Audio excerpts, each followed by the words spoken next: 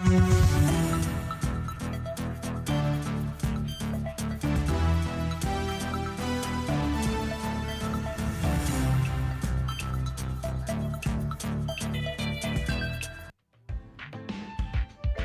right, it is another bright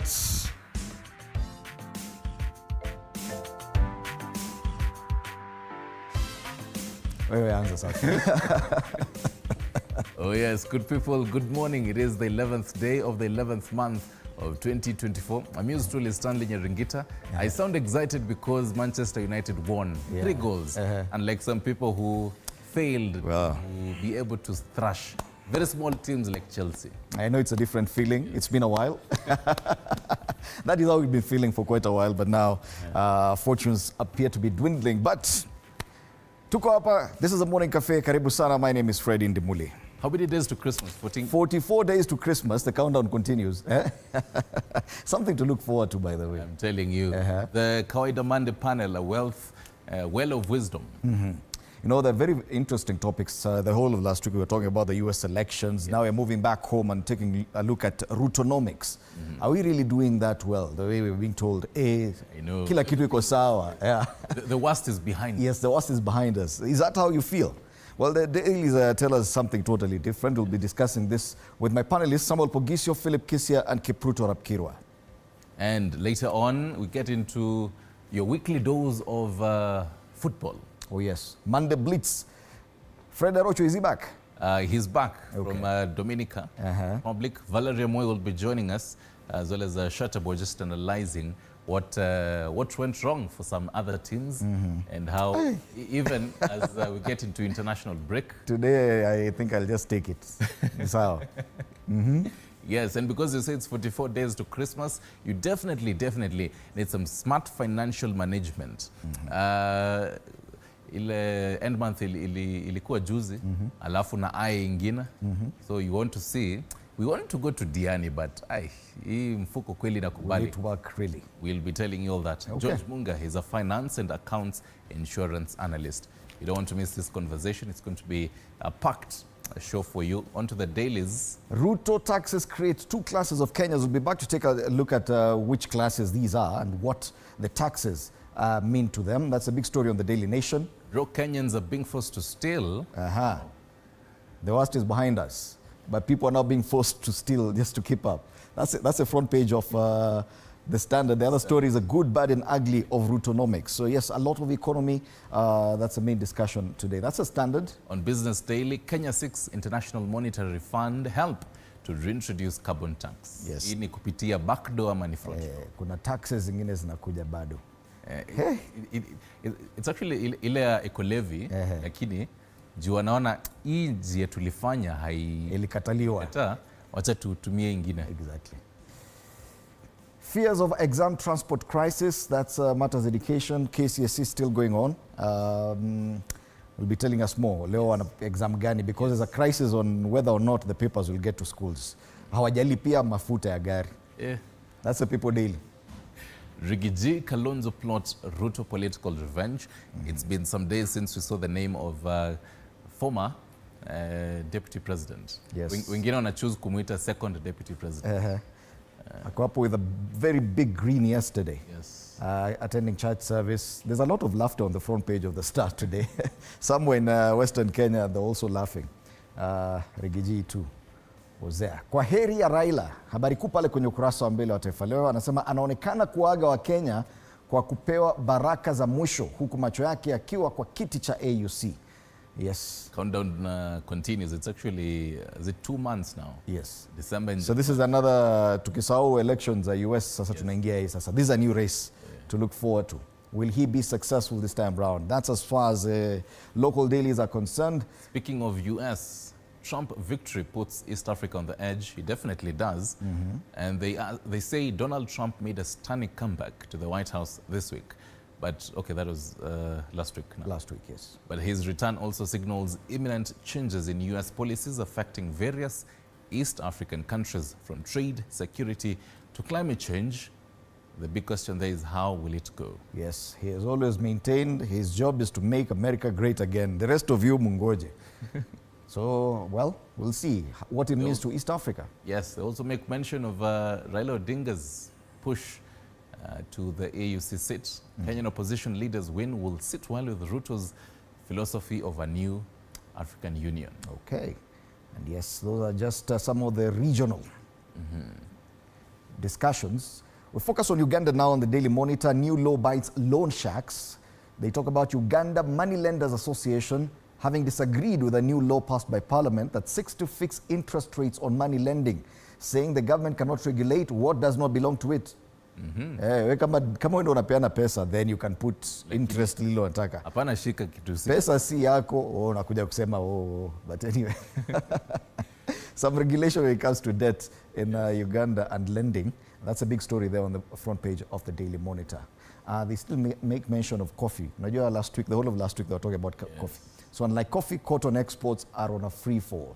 But coffee is doing well in Uganda. And, it's also on the front page of New Vision, tucked on the very right side. They say, what next for the coffee sector after Uganda passed the Coffee Bill 2024, and they just analyze what it really means. But they also give prominence on matters education, government changes, university entry process.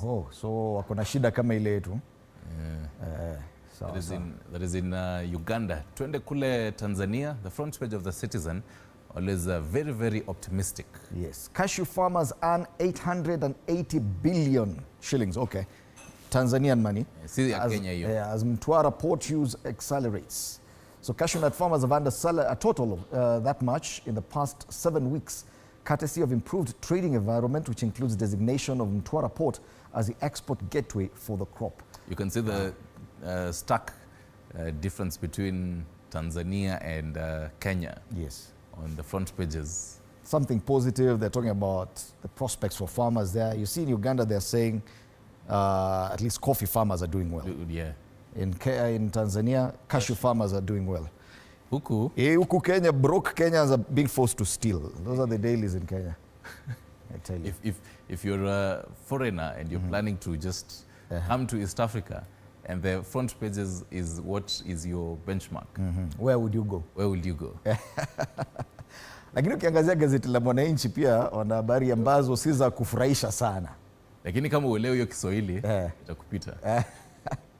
Chaka la uhalifu ni habari kuu kwenye ukurasa wa mbele wa Mwananchi. Nasema biashara ya vyuma chakavu na plastiki yatajwa kuchochea wizi wa vyuma vya miundo mbinu ya barabara, maji ya umeme, vifaa vya majumbani. Ni kwa ajili ya urejelezaji viwandani kuuza nje. Vilio vya watawala kila kona. They talk about you call the trade. Yes, the in scrap metal trade. Yes, and it's also quite prevalent in Kenya. You could see even the guardrails on roads.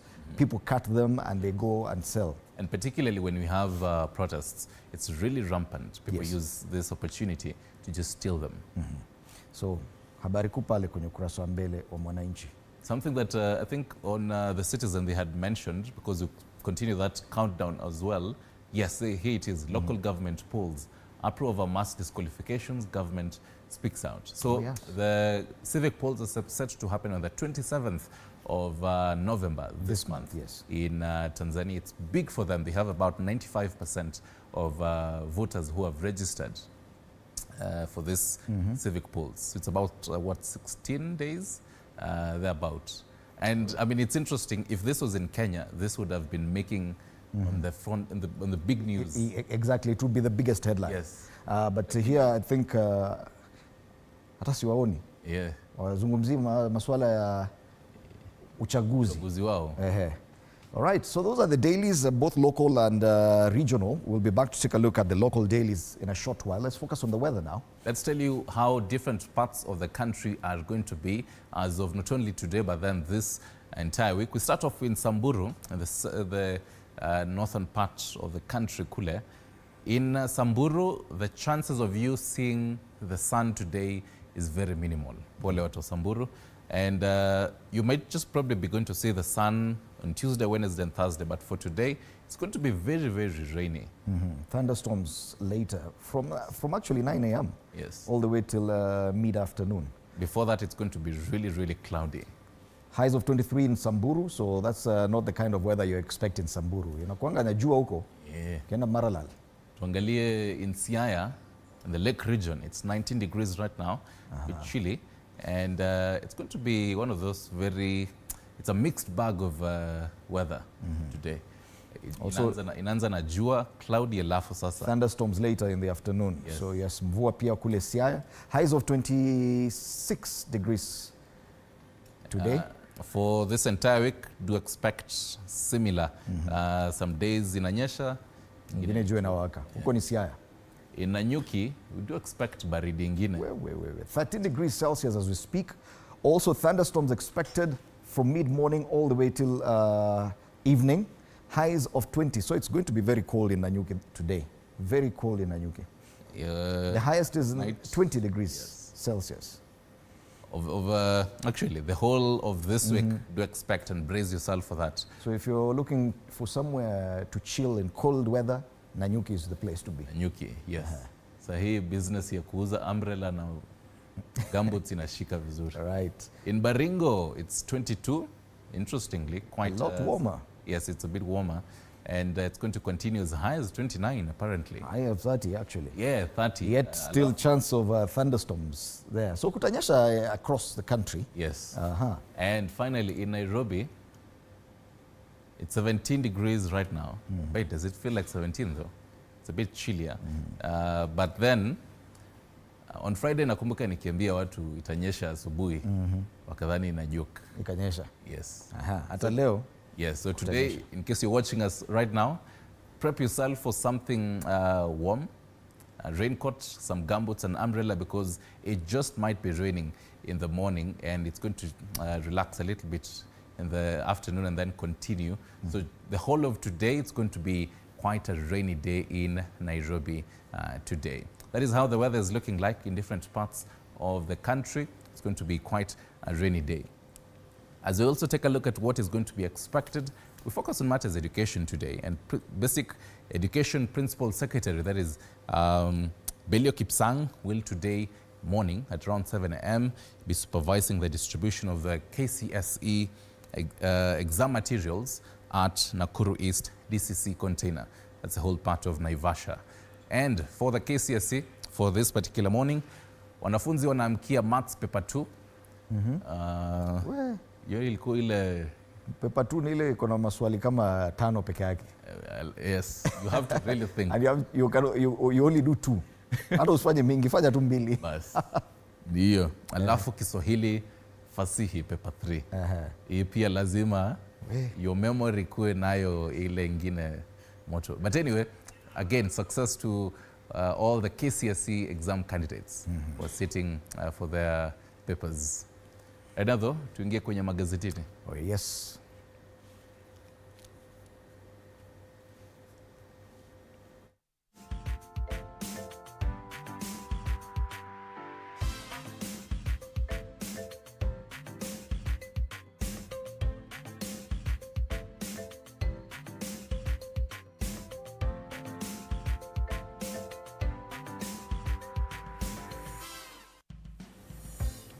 So we start off with the Daily Nation today that talks about Ruto taxes creating 2 classes of Kenyans. Listen to this. Since President William Ruto took office 26 months ago, it's only been 26 months. You know, it feels like 97 months or something. Anyway. So much has happened, by the way. A lot has happened. A lot has happened. He has raided the pay slips of salaried Kenyans 3 times, 4 for those who earn over 500,000 shillings, most recently in October.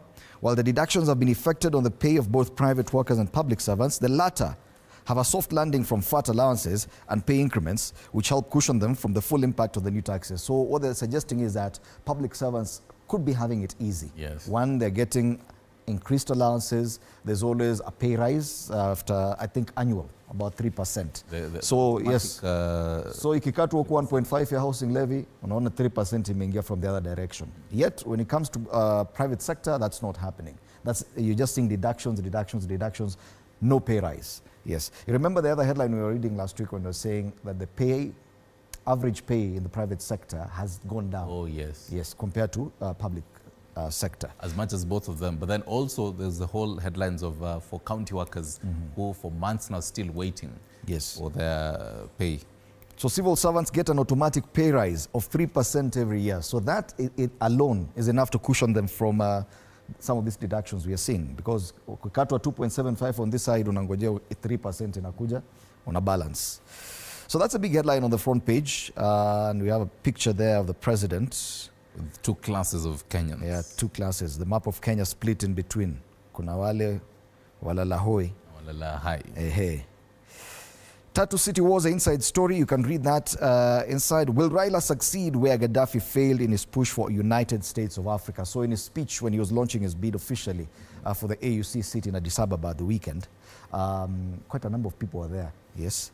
So he said now he's pushing for United Africa. Those discussions are usually very risky because other people don't like to hear Africa and the possibility of uniting, but that's what Raila Odinga is pushing for.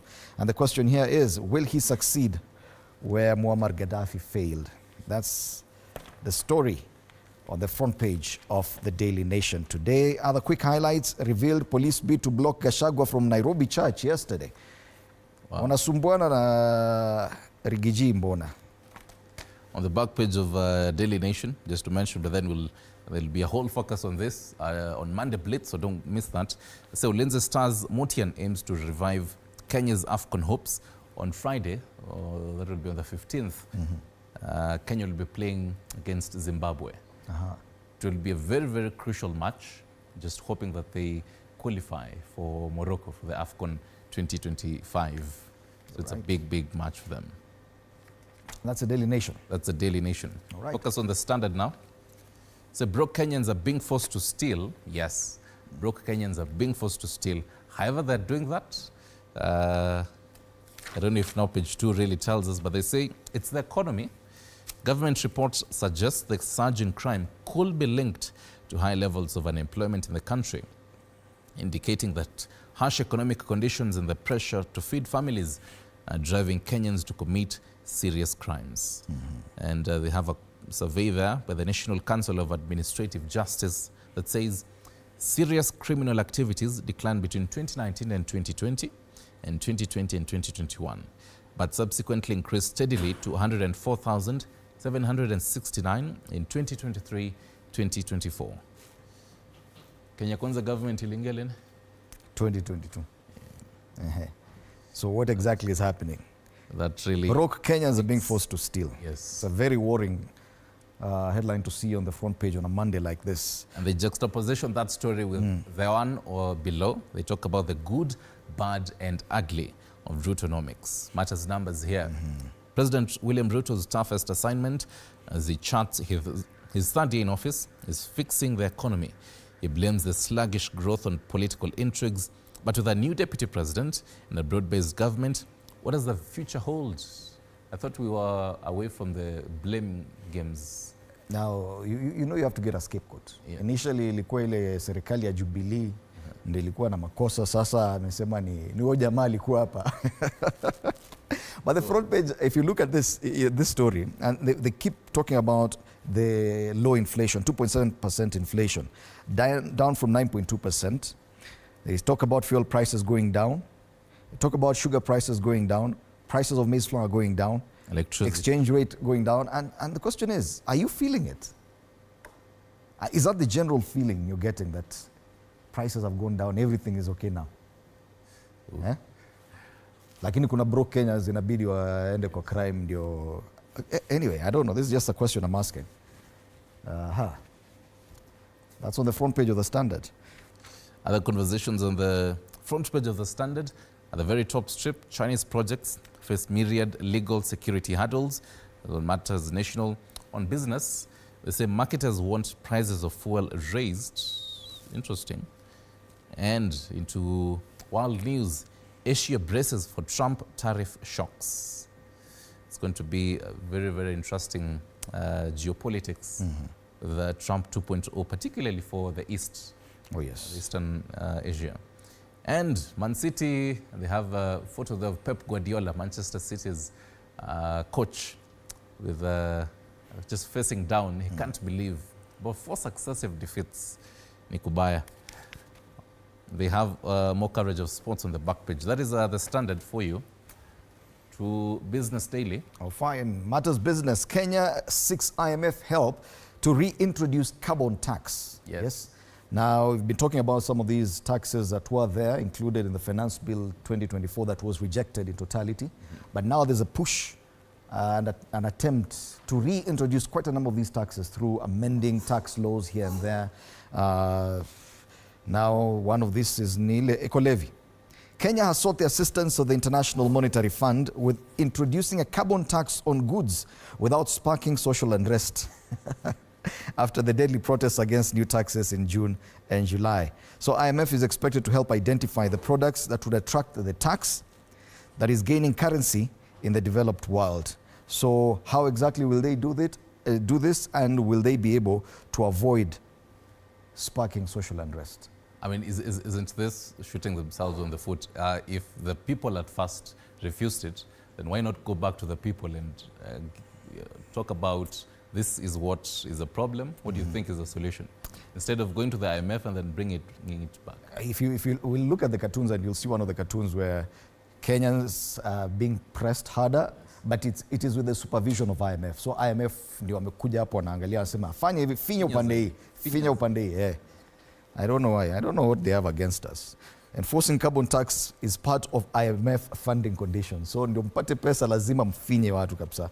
Attempt to introduce eco-levy flop to the finance bill. Yes, but it could just make a comeback. I tell you.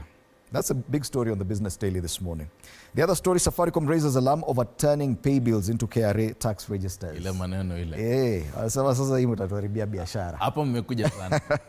We understand we need to pay taxes, but nana. So Safaricom has expressed concern over government plans to turn mobile money pay bills and till numbers into electronic tax registers, ETR, warning that the move could hurt usage of its M-Pesa services and dent the progress made in the digitization of payments in Kenya. Because the risk is people might just decide, okay, fine. Kwa biashara yangu, kama hauna cash, hatuwezi kusaidiana. Yes. So hakuna pay bill, hakuna nini, lipa cash. So watu wataanza kurudi ile mattress bank. A return to a cash economy would have its own implications. So that's a big story there on the front page of the Business Daily. Other quick highlights on the ticker. Tax disputes deny KRA 313 billion in revenue. Ethiopians are using M-Pesa for airtime and data. Kenyan eyes favorable loans for most projects. And finally, pension fund returns fall to 0.4% in Q3. So those are the business headlines this morning. From BD to PD, now that's People Daily. It's a news that moves you. Fears over exam transport crisis, and it's a whole cash crunch. Petroleum dealers threaten not to fuel vehicles ferrying papers after state fails to honor its side of the bargain. You know, if we really had the whole conversation of EV, electric vehicles in the country, and you're really, apt about it, then we wouldn't be having some of this, because hautasema ati Kenyan wamewanyima stima ndio msi. Na hata hiyo stima lazima ulipie. But you see, I mean, there's a whole, I mean, it would be better than petroleum. But this is embarrassing. Yes. It's a national exam you're talking about, and you're not able to fuel the vehicles to take exam papers to schools. How long have you been planning for this exam? You want to tell me there was no budget? How much does it even cost? For the first time in the history of exams, I've never had such an excuse. Hatuna pesa ya mafuta? Surely.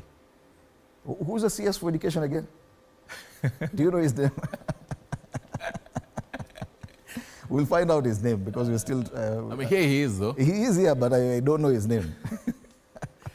There he is, in case you're wondering, and in case for the sake of our Ugandan brothers and sisters, you're wondering who is the Education Cabinet Secretary. He's pictured there on the front page of People Daily. His name is Julius Ogamba. Oh, he's Ogamba. Yes, Ogamba. He needs to step up. You can't be having such embarrassing headlines on a Monday morning, the day watu wanaenda kufanya maths paper 2. Kwanza maths paper 2. Na Kiswahili fasihi. Alafu atiaona mafuta. Na wewe acha mambo yako bana. Where? Other quick highlights. Raila, they race for AU job as an African lion. That's what he says. I think I like the headline on the front page of Taifa Leo, but before we get there. Yes. No. Yes, kwaheri ya Raila. Now, yes. After that launch in Addis Ababa, then yesterday he was in Homa Bay, which appeared to very many people like, eh, huyu jamani kama anatuambia kwa heri sasa. Because now he had the rank and file of the new ODM leadership, from the chairperson to the acting chair to those people who I think will be deputy party leaders, walikuwa wote pale mpaka ule Kasmuel Makoure akapewa microphone kuongea lugha, watu wakafurahia sana. So anaonekana kuaga wa Kenya kwa kupewa baraka za mwisho, huku macho yake akiwa kwa kiti cha AUC. He looks very energetic here. Raila aanza kuaga siasa za Kenya kwa kusimamia hafla ya urithi wa uongozi wa ODM katika ngome yake Nyanza. I think sometimes you really need to leave Nairobi and Kenya just to come back energized. Okay. I think sometimes the country becomes too toxic and unachoka tu. Yes. I think this campaign is doing him good. Yes. He looks very energetic, and I think even the choice of colors ziko sawa sawa. Other quick highlights on this paper before we turudi kwa siasa. Yes. Kindiki, utekaji nyara ukome. Sasa hiyo acha niwachane naye. Bunge la mulika Safaricom, Kalonzo adunishwa na mbunge, siasa tu pale. Lakini on the Star is where we have the politics. More siasa here. Rigiji, Kalonzo plot, Ruto political revenge, and political analysts would say that it's seen this coming with the fact that even during the impeachment process, Wiper leader Kalonzo Musyoka had been on the defense of Rigathi Gachagua, and that both of them teaming up, well, it was really expected. They're calling it a power scheme, let's say alliance between the two leaders, possible before the year ends. Yes, there it is. So he was in church somewhere in Nairobi. Yes. Then all these leaders joined him there. Kalonzo, Itwaje Kioni, Eugene Wamalwa. Meanwhile, the president was in a church in Kakamega, and he was joined by very many other people there, including Madividi himself. Now the discussion there was for Madividi to be given the job of interior. Yes. Substantively. Waache kuwa acting. And the anasema ache kutembea sana huko nje, tunamtaka akae hapa. So hiyo debate ya CS interior is a big one. Meanwhile, also someone looking very energetic here. Yes. You realize the smile is back. I know. I think ameenda ka relax, ila hasira mingi ya impeachment nini kaanza kupunguka. Ndio huyo hapo, former deputy president. Other conversations on the front page of the Star. Something else that security analysts should be telling us more. 600 more cops ready for Haiti mission deployment after completing their training, and their term for this mission is going to end end of next year. Now with the Trump 2.0, what does this mean? Naweza sema hiyo mambo ya Haiti mimi sitoi pesa. So it's going to be a very, very delicate matter. I think Yes. Other conversations, tuangalie Cartoon. Yes. Nafikiri tuko na dakika moja hivi. This is what you're talking about. This is what I was talking about. This is the Daily Nation, the cartoon. This is an anvil. You may not see the Kenyan. The Kenyan is there, hapo katikati. Ni shilingi tu zinaanguka. Anafinywa tu. Jamaa unaona vile anafinya. Alafu kuna supervisor hapa anaitwa IMF. Naambia peleka chini. Peleka chini, finye kabisa. Anguka nayo kidogo. Huyu jamaa anaanguka nayo kabisa. Huyu unajua nani huyu? Hajasema lakini unamjua. People Daily. The same kind of theme on this one. It is Kenya's death, and this common mwananchi is today wrapped around chain, and she's asking, how did I end up here? She has no idea. Yes. Naambua tu kuna deni kubwa sana. Ilitoka wapi? Tulifanya nini na hii pesa kweli? Na bag yake, I mean, it's also interesting. Bag yake na hiyo hari nimejaribu kuangalia sikuelewa, but they are talking about this is the State House that I understand, and just outside the State House there's a clergy, and I don't know who else there. I think common mwananchi talking trash about and protesting really about this regime, and yet so outside both the man of the cloth and this one here are complaining about this regime. Yet, remember a few months back there was a lot of positive praise for this regime, especially from the church. Now things appear to have been changing. Yes. But kule nyuma kuna watu naona wanatoka na pesa kule, wanaenda wakimwagamwaga, wanasema this is leadership through action. So ukitoka huko State House unatoka na pesa. Yes. Who's someone do you listen to? But they also appear to be men of the cloth. Oh yes. So some of them are condemning the leadership right now. some of them are benefiting directly from this leadership. Yes. So you're being asked, whose sermon do you listen to? Hiyo ni swali kwako. Kanisa imechanganyikiwa. Malizia. It's a Monday, so definitely so kama tutakuwa tuna expect a lot of traffic. No usual traffic pale Pangani. It's building up slowly at 6:30. So kawaida pale. Landis Road also, if you're getting into town. Landis Road pale Mudhurwa, Machakos bus station, building up. Areas around Easy Coach stage pale, railways pia building up slowly. Jogoo Road too looking a bit busy. Pale Makadara, next to St. Stephen's Church, na pale kwa roundabout ya City Stadium. It's building up, but nothing much to worry about. Mombasa Road is looking good all the way into town. Langata Road too, nothing to report there all the way to the Nyayo Stadium, roundabout. Ngong Road, ile tu shida ya kawaida pale Prestige Plaza, Adams Arcade pale kwa Junction, but nothing out of the ordinary. And even Wayaki way into town, it's Nywea, hakuna shule pale. So I think because shule ishafungwa, hakuna mabasi mengi. Yes. So that is what we're going to be expecting. Oh yes, after the break we'll be having our discussion on State of the Nation with my panelists this morning. Do stand by for that conversation. Later on, Monday Blitz and another discussion. Yes, later on at around 9 a.m. we get into financial matters and just telling you and giving you tips on how to ensure that unapeleka pesa yako vizuri.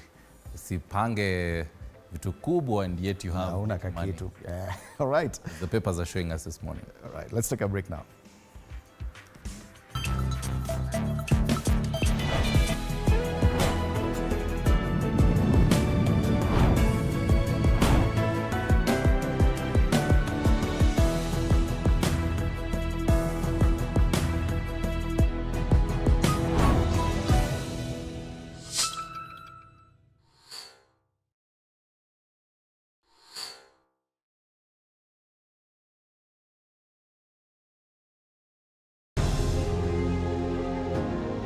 Vile unavyojua watoto wengi sana hawana namna.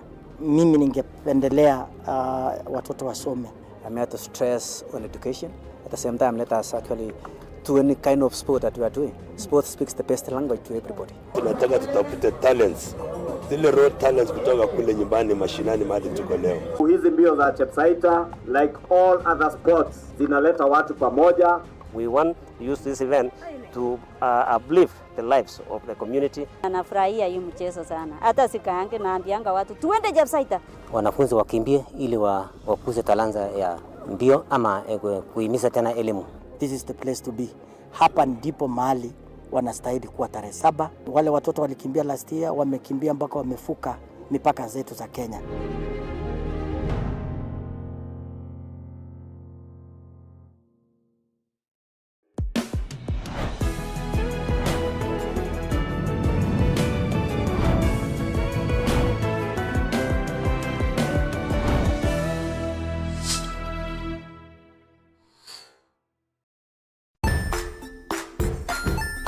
Hey there friends, welcome to Kids on the Block, where fun and imagination come alive. We dive into magical world filled with exciting adventures and awesome friends. What position were you in? I was number 2. What position were you? Number 1. He decided to cross the bridge by his house and look for food on the other side. We're going to do half cup of chocolate chips, and the other one, we're going to do half cup of the blueberries. So, grab your imagination hats and get ready to explore with us. Join us every Saturday at 9 a.m. for new friends, amazing stories, and tons of laughter.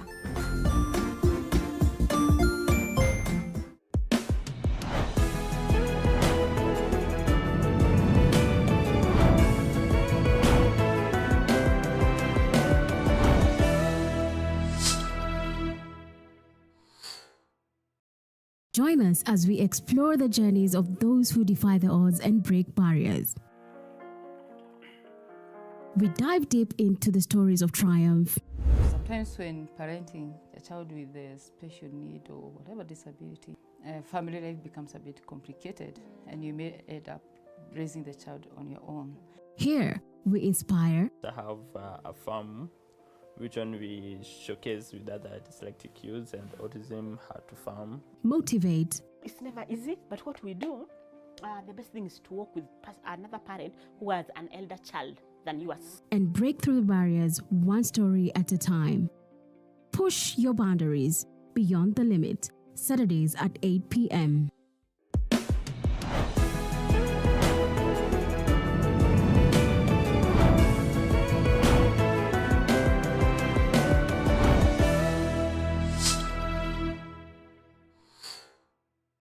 The Grind, where business meets brilliance. It's not just about the ideas. I was working as a shampoo boy.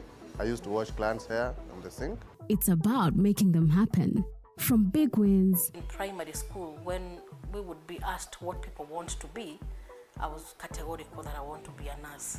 To hard lessons. The consoles change, the gaming equipment keep changing. We cover it all. Tune in to The Grind, where every episode is packed with insights. The person who is serving customers, always be a customer-centric. Strategies. When you pay attention to detail, you get luxury items. And stories to fuel your ambition. Don't just dream it, grind it. Mondays at 7:30 p.m.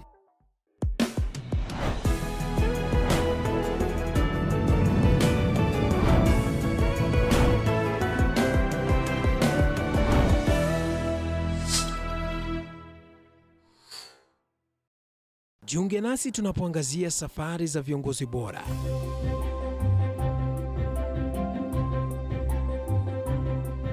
Kutoka kwa ushindi mkubwa hadi masomo magumu. Wakati wetu kwamba wasichana si wa kusoma, ni wa kuolewa, ng'ombe ipatikane, wazazi wakuwe watajiri. Tunashughulikia yote.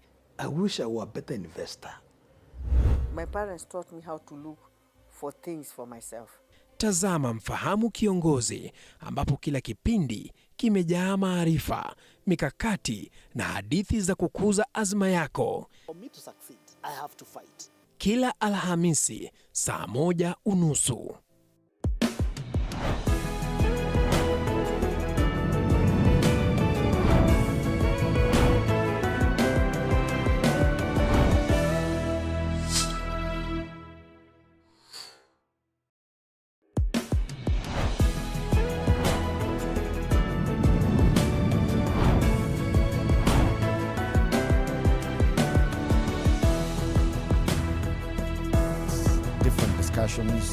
On the Standard, broke Kenyans are being forced to steal. That's a big headline on the Standard today. A very worrying headline for a Monday. And they juxtaposition that with the good, bad and ugly of Rutonomics. The Star has gone with politics. Rigiji Kalonzo plot Ruto political revenge. The Business Daily, Kenya seeks IMF help to reintroduce carbon tax, which was part of the finance bill that was rejected earlier this year. And on the Daily Nation, Ruto taxes create two classes of Kenyans, those in the public service and those in the private sector. So these are just some of the headlines we'll be looking at with my panel this morning. We're privileged to have in studio Samuel Pogisio, who served as ICT Minister in the Kibaki II administration and also as Senate Majority Leader in the 12th Parliament. Karibu sana Bwana Pogisio. Asante sana. Good morning. Alongside Bwana Pogisio, we have Kipruto Rapkirwa, who served as Agriculture Minister in the Kibaki I administration and also as a member of the National Assembly. Bwana Kirwa, karibu sana. It's my pleasure too. Before we come back and take a look at the big headlines locally, something big happened last week, the election of Donald Trump in the US. And Bwana Kirwa, you were here just a day before the election, and we were talking about what it would mean for Trump if at all he won, and what that election, what kind of impact it would have on this country. It is part of the, I think it's on the front page of the East African today, if we could have that, the question on what exactly a Trump presidency would mean for East Africa. You've interacted with this, at this level of diplomacy, Bwana Kirwa, and also having served as a cabinet minister, you understand what the difference would be between a Democratic Party administration and a Republican administration. What do you think would be the immediate impact of a Trump presidency to Kenya or the region? Yeah, there are a number of things to look at the American politics. One is the party dimension.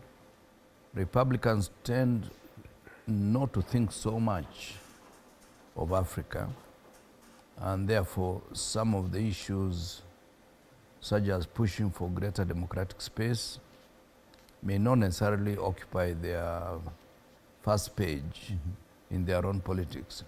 But there is also the component of Trump himself as a person. Is likely to make certain changes, not for the sake of serious policy consideration, but the very erratic nature of his way of doing things may make some far-reaching effects, including our mission in Haiti, which I am not sure whether they will continue funding, because America has been one of the greatest supporters of our mission in Haiti. Secondly, there stands a chance of the negative impact of lack of democracy creeping into our country. More so given the fact that the administration of the day does not seem to respect and uphold the basic tenets of democracy. That is my worry, and is likely to creep in. Pugisu, do you agree that probably in the Kenyan case, and looking at how President William Ruto's administration has been so close to the democratic administration in the US, that yes, there will be some immediate impacts of a Trump presidency on Kenya? Well, thank you very much. I think, first of all, I would take this opportunity to congratulate Donald Trump on his win, which was very decisive. And, you know, Americans actually amazed me, because a lot of people here did not read that. They did not get to read the possibility of a Trump comeback. And this is the biggest, one of the biggest comebacks in political history.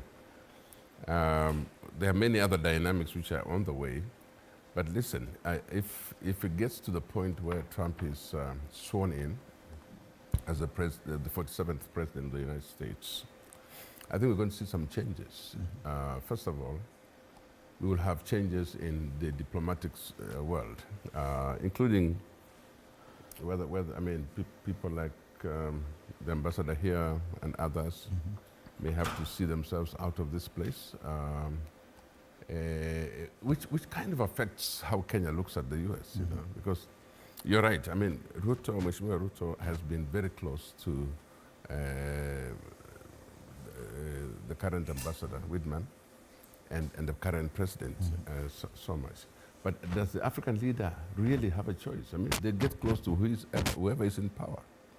And so you'll see quickly how the turnaround is, that an African president will quickly turn and embrace the incoming president and praise the incoming president, because they say that in the world of politics and economics, when America coughs, Africa catches fever. And we are likely to be in that setting now. So, yeah, I mean Donald Trump and the Republicans have some of their policies are very useful to Africa.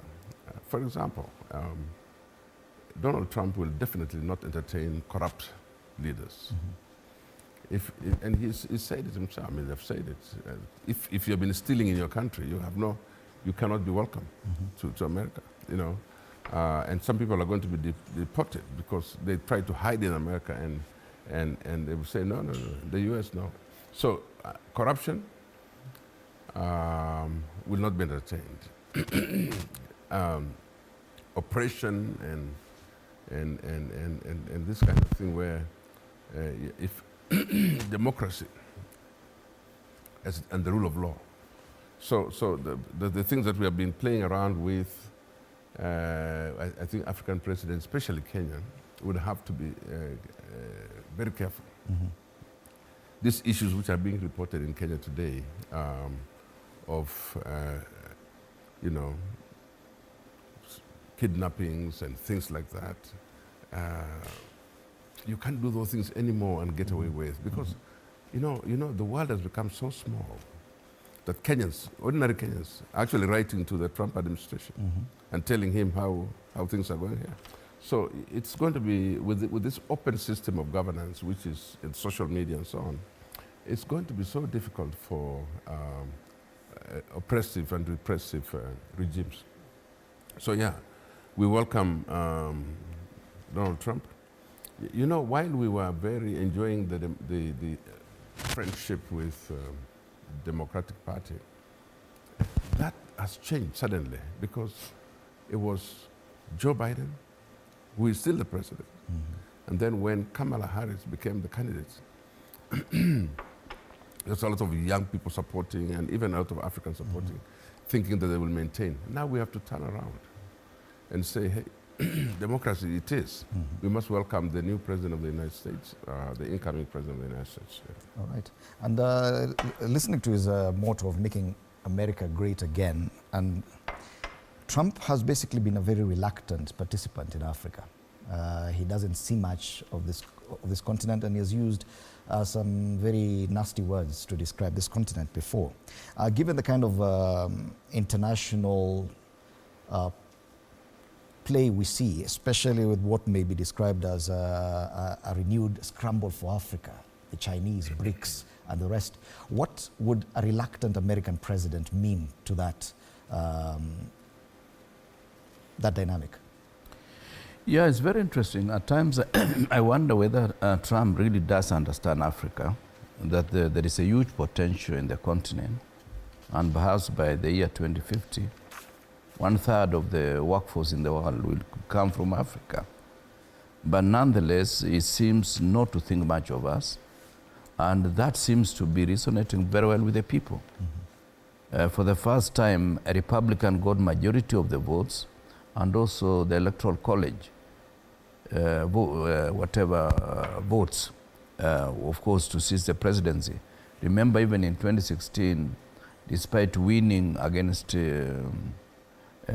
Hillary Clinton, he never got the popular vote. Hillary was ahead of him by more than, I think, 5,000 votes, 5 million votes.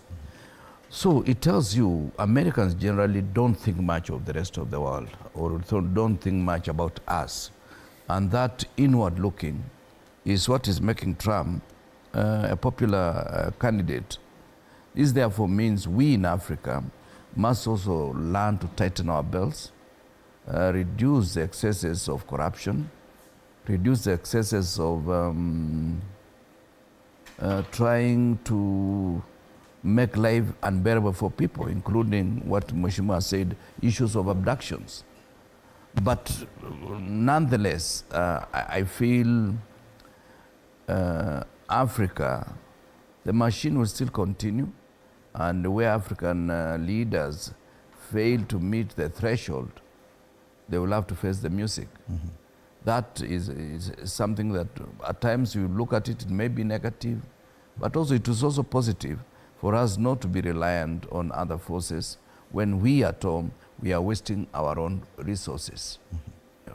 Yes, and Pogisio, there's the portrayal of Africa as simply a beggar when it comes to the US, that whichever president comes in, our only interaction with them was by stretching the begging bowl. Do you agree with that assessment? Well, no, Fred, you know, it's not how we are portrayed, it's how we act. It's more than how we are portrayed. Africa is one of the richest continents. They've got everything you need to sustain yourself, but the Africans themselves don't see that. They find that it's easier to go begging.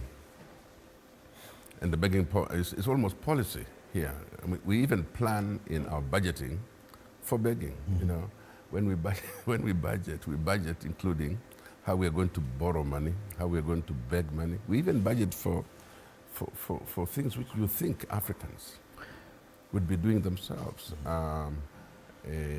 Grants, you know, there's some big word called grant, where we say we include grant. Because we like to be granted, to be given things. When, you know, this country, Kenya, has got so many natural resources that if we exploited those natural resources, in fact, I heard Donald Trump talk about America now has a lot of oil. And imagine, so proud, he has a lot of oil, so proudly that we will not need to go out there and buy from there. People will come to America to buy oil. But in Kenya, we have the resources that are used to make chips and to make the mobile phones are found here. They're all taken from here, and we are not the ones making those phones. I mean, we are really in a situation where I really wish that Africa can reorganize themselves in African countries, but here in Kenya particularly. So yes, I agree with you.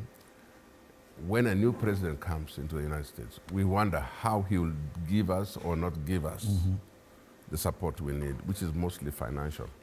Now, Donald Trump, like he says, will have to have a very good foreign secretary, in a way, Secretary of State, who understands Africa.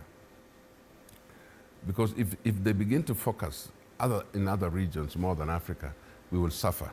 But if you have a Secretary of State and Assistant Secretaries of State who are Afrocentric, who understand Africa, we will then begin to, because there's a tendency for America to use their foreign policy in various ways, depending on who comes to power. I think Joe Biden was trying to do,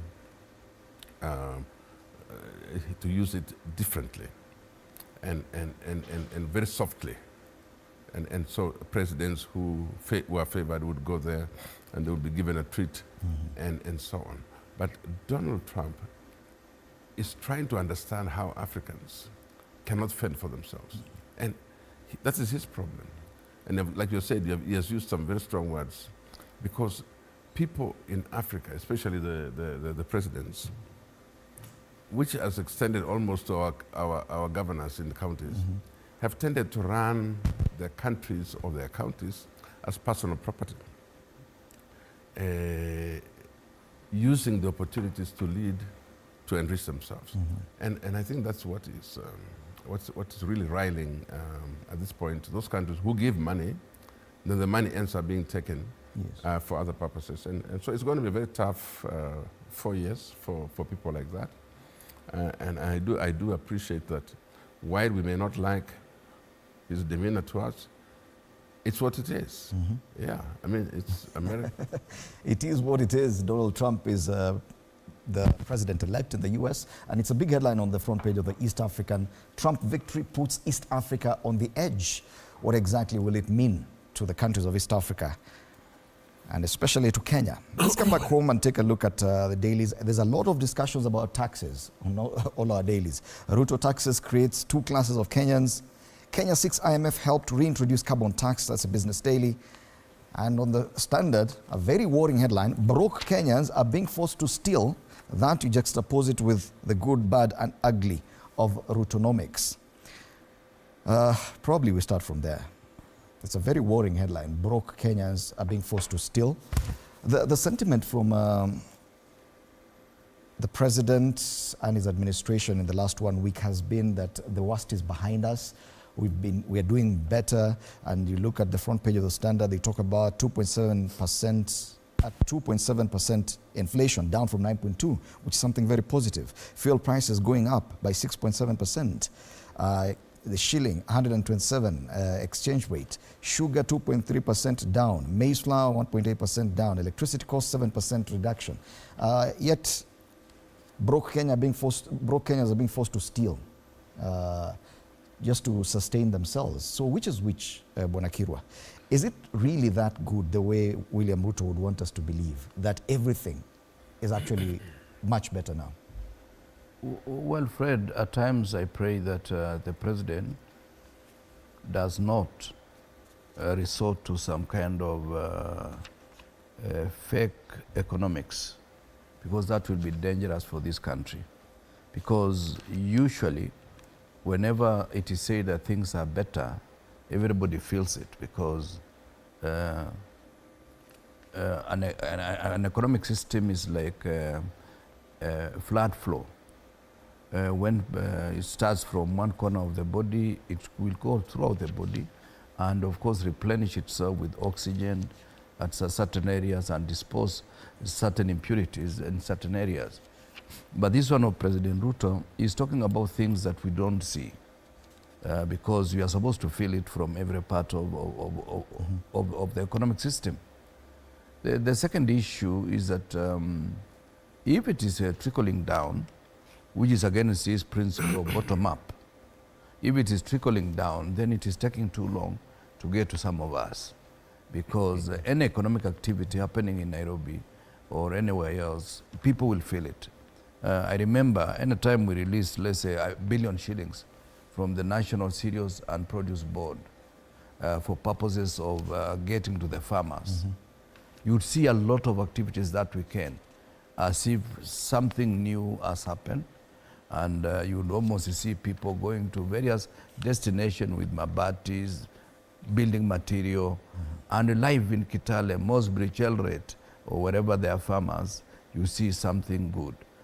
Likewise, anytime they released the bonuses for tea, you would see a lot of activities in central Kenya, in Kericho, Nandi Hills, and it is not a lot of money, just 1 billion shillings. But today, they are talking about figures which are mind-boggling, but we don't feel it. The second issue that is worrying me is this issue of crime being associated with tough times economically. It worries me because I am not looking at it just as a straight economic challenge. It is also the bad manners that has visited society. All these issues of abductions, extrajudicial killing, people seem now to feel that life is meaningless. I remember there is a farmer in Makueni the other day who lost 40 head of livestock and about 30 goats and sheep. People came to his farm, they got into the place, almost tied all the workers, and they put the animals into a truck and they went. That kind of scale of stealing really is not for subsistence. It is robbery. And it worries me because when society gets a bit perforated in terms of security considerations, even economic activities are likely to slacken and they are likely to destroy the very fabric that we have as a nation. Now, my recommendation to the government of the day is please improve security, also reduce some of these excesses, like abductions. We are told there are more than 70 Kenyans who are not known to where they are, and yet they are known to have been taken away by these Subaru driving guys. This worries me and it worries the whole nation, because a nation that is living in fear is a dangerous society. All right. It's a very worrying headline for Monday morning. Broke Kenyans are being forced to steal. We'll be looking at the crime rate and what this means for the country. We continue this after the break. You're watching Morning Cafe.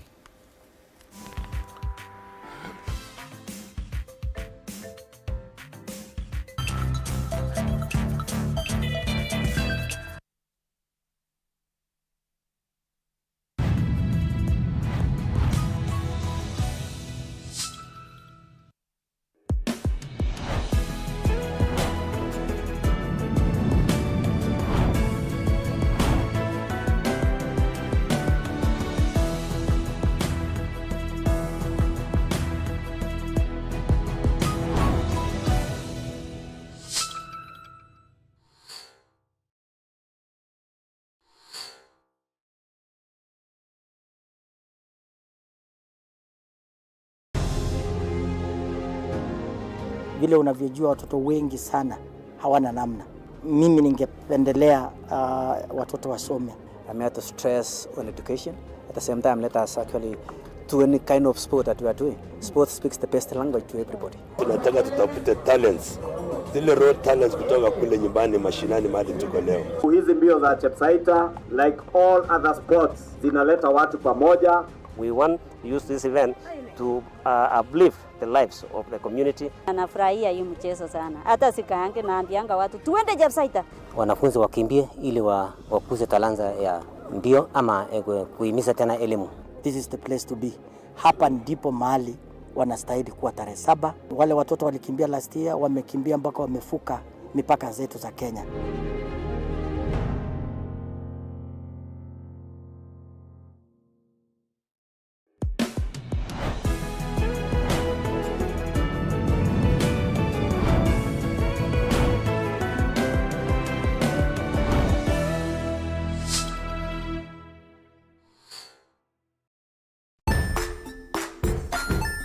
Hey there, friends. Welcome to Kids on the Block, where fun and imagination come alive. We dive into magical world filled with exciting adventures and awesome friends. What position were you in? I was number 2. What position were you? Number 1. He decided to cross the bridge by his house and look for food on the other side.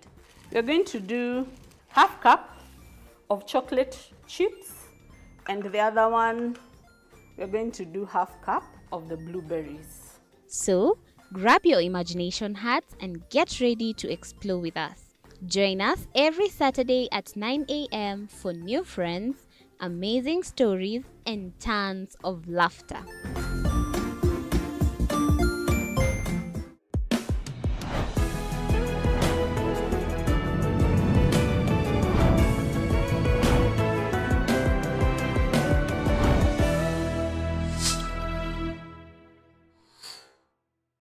Join us as we explore the journeys of those who defy the odds and break barriers. We dive deep into the stories of triumph. Sometimes when parenting a child with a special need or whatever disability, family life becomes a bit complicated and you may end up raising the child on your own. Here, we inspire. I have a farm which one we showcase with other dyslexic youths and autism how to farm. Motivate. It's never easy, but what we do, the best thing is to work with another parent who has an elder child than yours. And break through the barriers one story at a time. Push your boundaries beyond the limit. Saturdays at 8 p.m.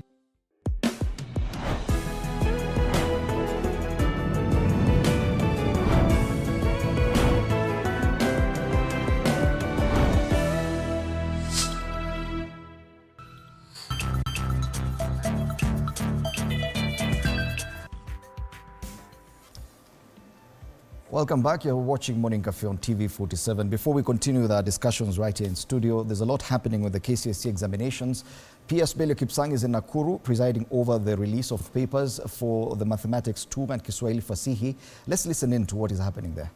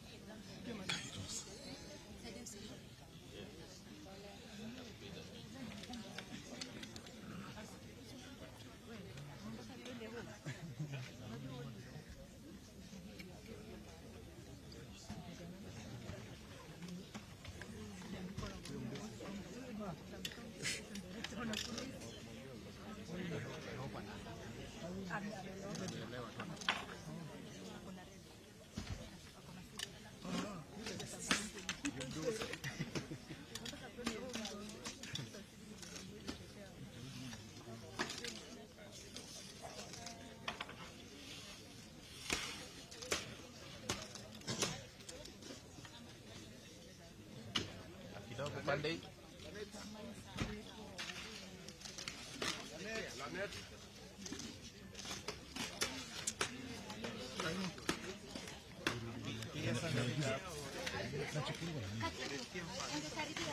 Katikati hapa. Chituma kidogo. Kusongeni nyuma basi.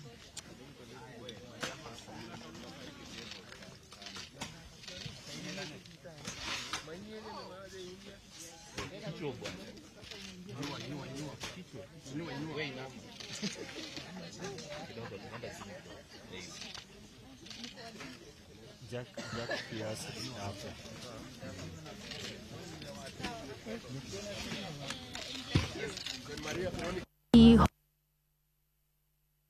Going here, remember I'm coming live to you from the DCC's office, that is the Nakuru East DCC's office, where the all exercise, that is the opening of the exercise of the container containing the KCSE examinations is ongoing here. And remember the PS Kibelo, that is Principal Secretary for the State Department for Basic Education, that is Abelio, is actually here, who is, or rather, presided over the opening ceremony, or rather, let me call it the opening of the container that contains these particular examinations. And just to let you know that this particular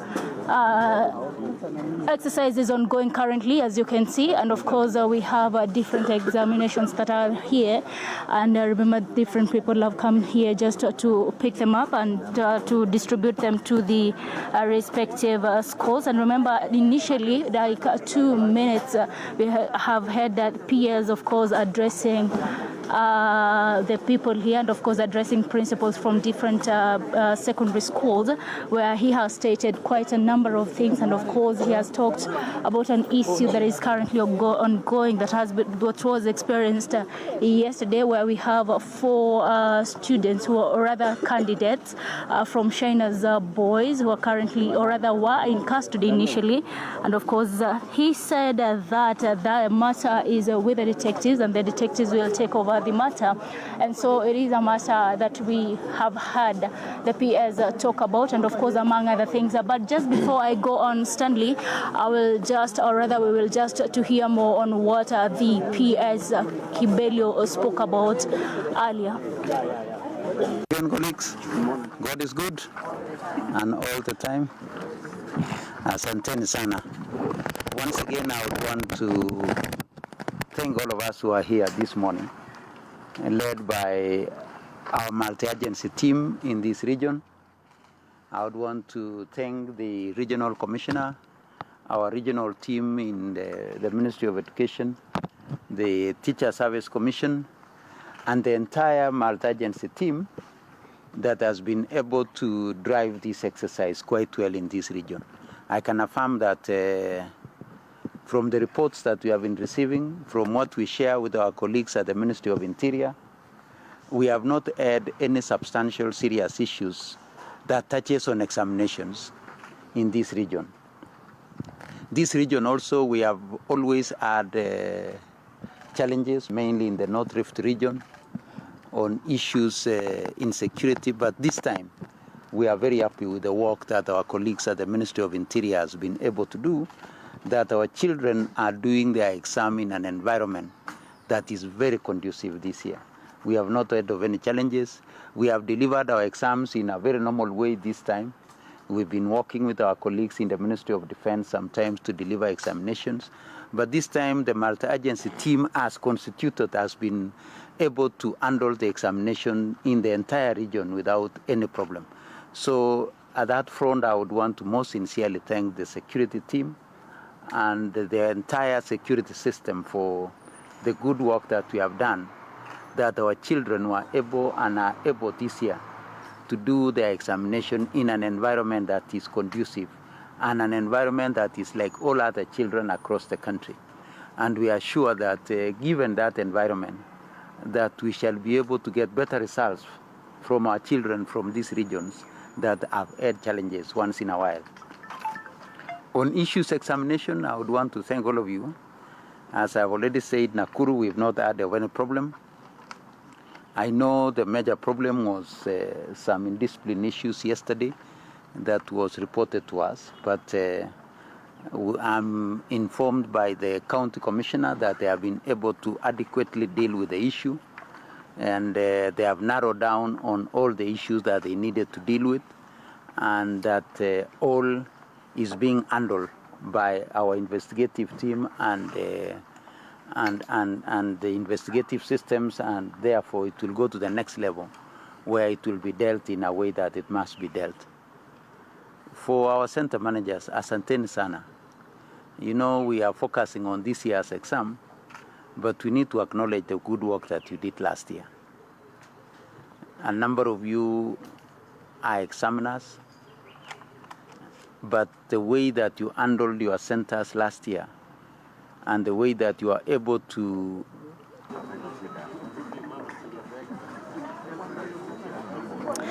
Well, Fred, that is the PS for the State Department, or rather the Principal Secretary for the State Department of Basic Education, that is Dr. Kibelio, or rather Belio Kipsang, of course, initially addressing the people here who have just arrived here just to pick up, or rather for the whole exercise of supervising the distribution of KCSE examination papers. And just like I told you, the exercise is actually ongoing, and we have had different principals, of course, coming in and picking. Remember, this particular container contains examinations for the 23 exam centers here at the Nakuru DCC, that is the Nakuru DCC center, where we have seen PS Belio Kipsang being, of course, the guest to oversee these whole exercise. And of course, he has spoken quite a lot, not only about the examinations, he has also spoken about other things, of course,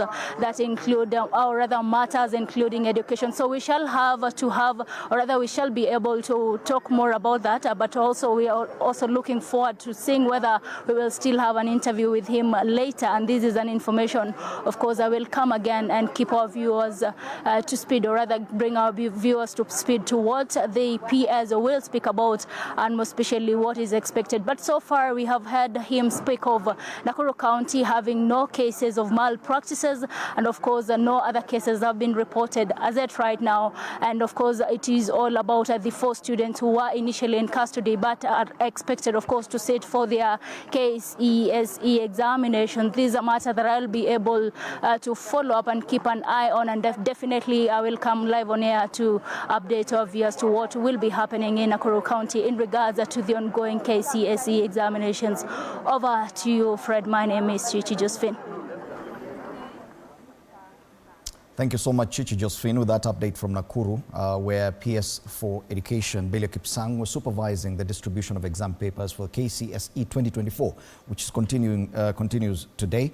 The Math Paper 2, Mathematics Paper 2, and Kiswahili Fasihi being the papers the candidates are sitting for. 965,000 candidates sitting for the KCSE exam countrywide. We'll continue getting updates from that direction and from elsewhere in the country with regard to the exam. We're back in studio for a discussion this morning with Kipruto Arapkirwa and Samuel Pogisio. Back to the paper, The Standard. Broke Kenyans are being forced to steal is a big headline there. Bwana Pogisio, that is a very worrying headline. On one hand, that crime rates are directly being attributed to the worsening economic situation. Yet, if you look at the same page, they're talking about how good things are, according to William Ruto's administration, that everything is okay, that the worst is behind us. You've been a cabinet minister. Definitely when things are good, you would feel it. Do you agree that probably things are looking up? I'm afraid, first of all, the headline is correct. When you say broke Kenyans, it's almost saying all Kenyans are broke. And broke they are. You don't need to go very far. Just walk into the streets of Nairobi or in your neighborhood and you realize how broke people are. The frustrations which are there are way, way, way beyond what we know or we've known for a long time. That's for sure. Forced to steal, crime rates have gone up.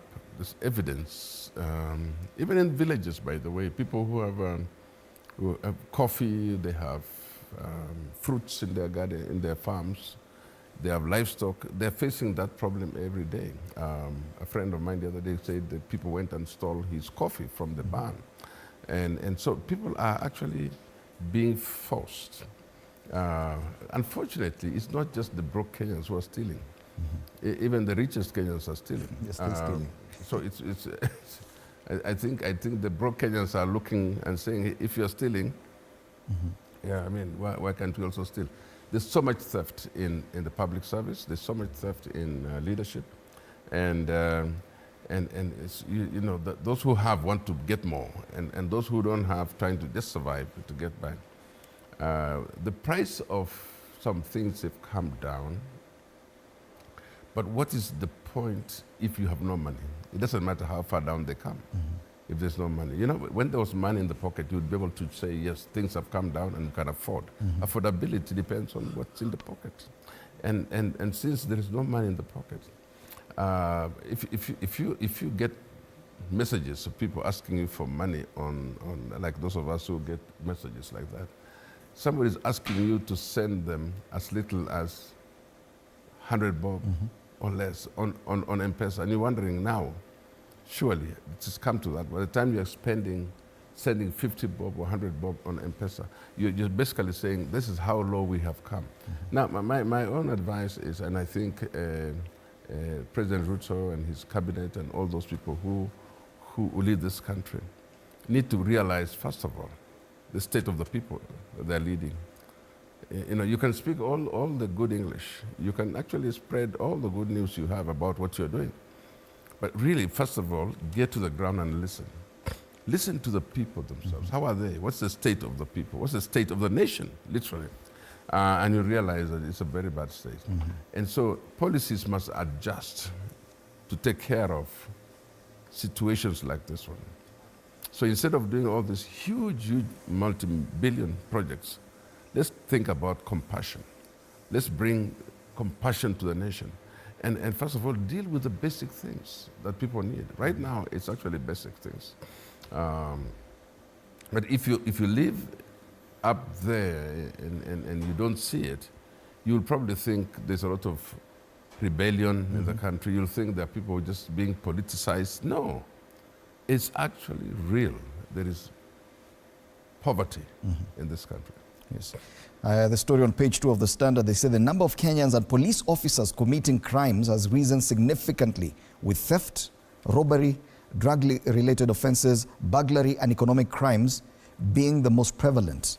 They say this is according to a report released by the National Council of Administrative Justice, which paints a grim picture of crime thriving, even within law enforcement agencies, with police officers leading in committing crimes. So homicide is up, offences against morality are up, other offences against persons, robbery, break-ins, theft of stock, which you mentioned, theft by servants, stealing, vehicles theft, offences concerning dangerous drugs, even traffic offences, criminal damage, economic crimes, corruption. There are so many, and everything is going up. Borakiro, you talked about something interesting, the mental status of Kenyans. Do you think that we've gotten there? On one hand, the government is trying to communicate how things are good, but the situation that Kenyans are facing is totally different. For people to turn to crime, that speaks a lot about their mental status. Yeah, it is said initially it was like for every 4 people, one of them is likely to be mentally challenged in one way or the other, or is suffering from mental illness. But I'm told the number has gone up. Almost 30% of our people, in one way or the other, they suffer from mental illness. And mental illness arises out of stress in life, poor working environment, and general lack of connection and connectivity with the reality of the day. And this is where people find themselves almost desperate. If you are to check, despite the Hustler Fund that the president started at the beginning of his tenure, the other borrowings are still up. For example, Mshwari and all these other money lending WhatsApps or whatever sites. This therefore tells you people really hardly have any money to live on. Coupled with that is the price of general commodities, which is also a factor of government control. For example, this year the government says they are going to buy maize, only 1 million bags, which is of course far below the normal strategic grain reserve. And they will be buying at 3,500, which is also too low. And the conditions they have created is that if you take your maize, you are likely to come back without selling a bag of maize. Why? The issues of discolored, issues of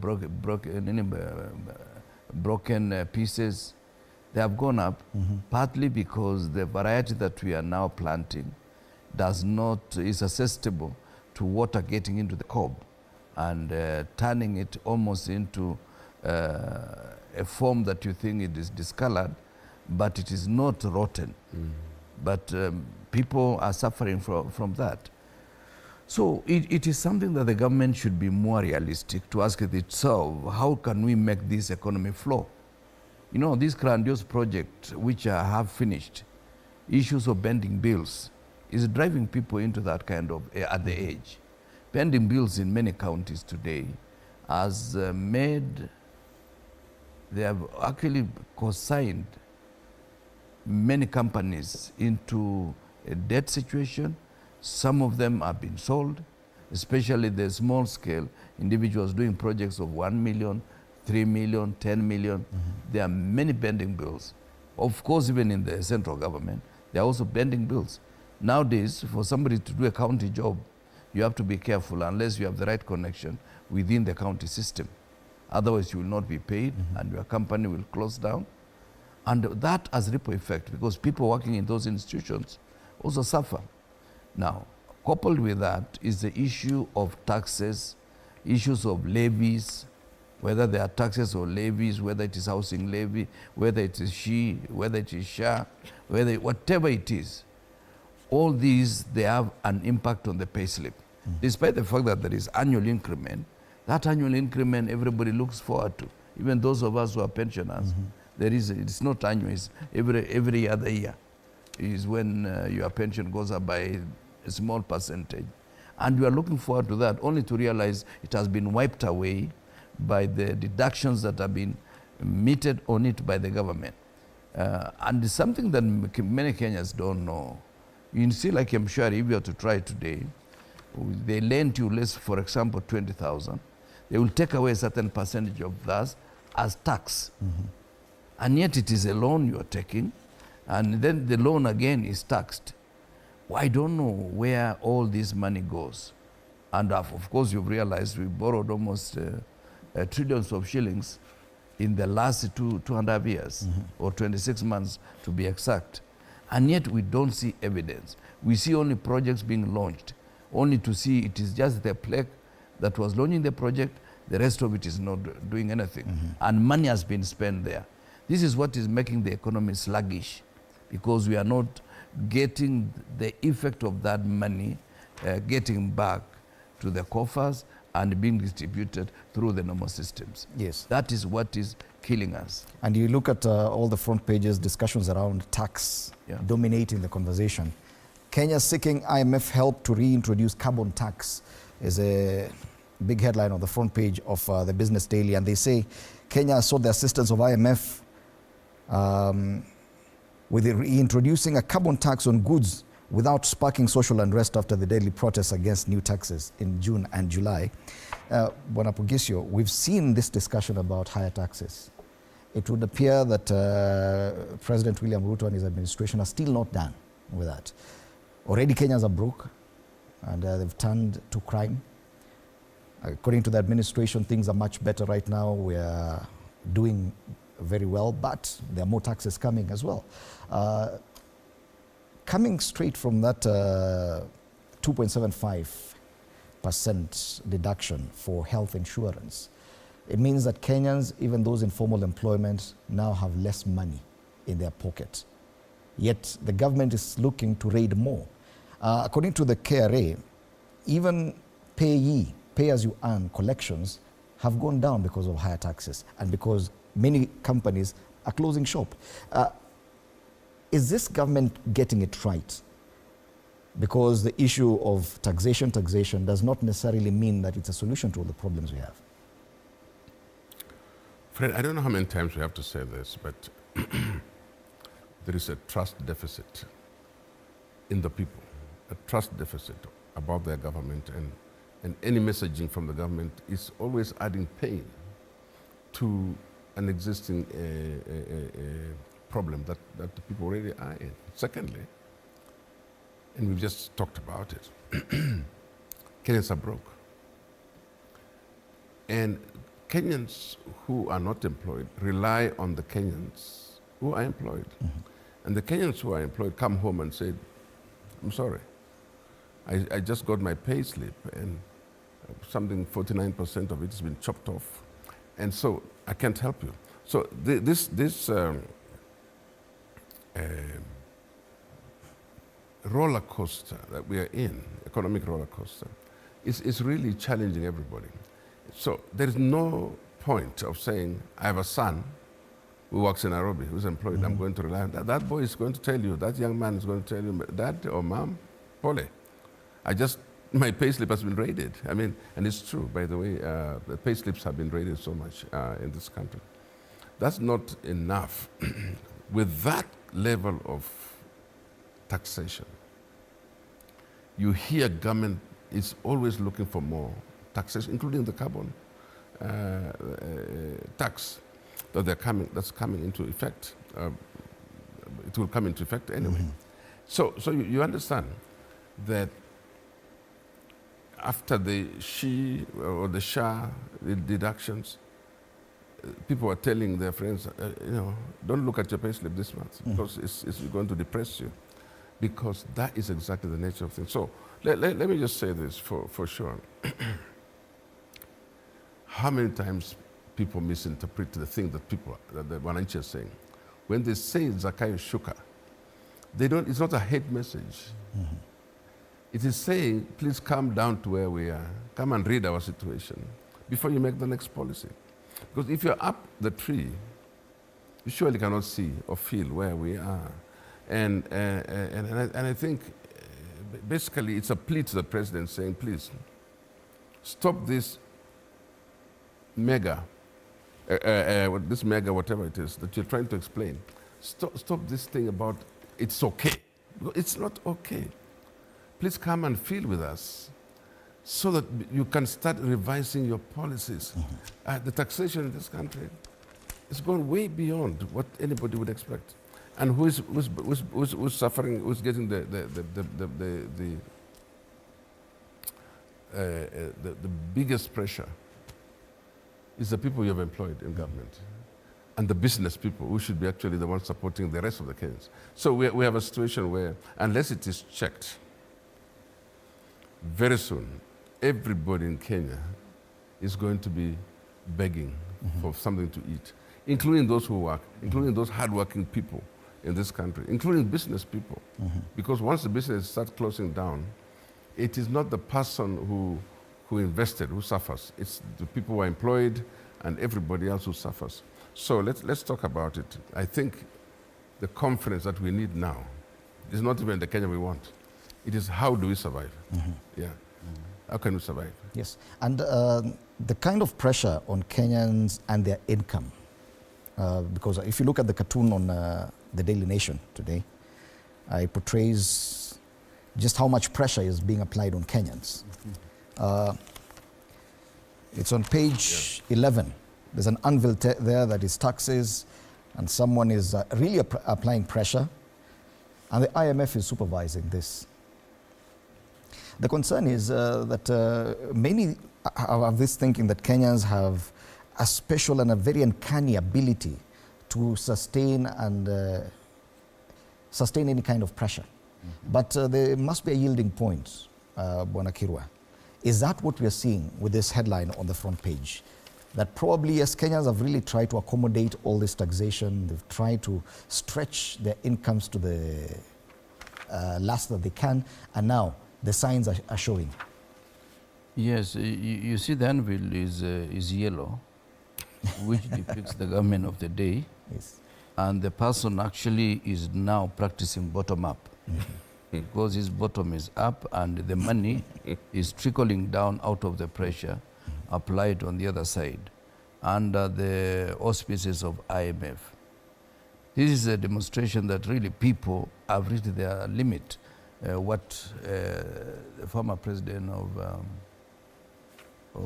Botswana was calling internal limit.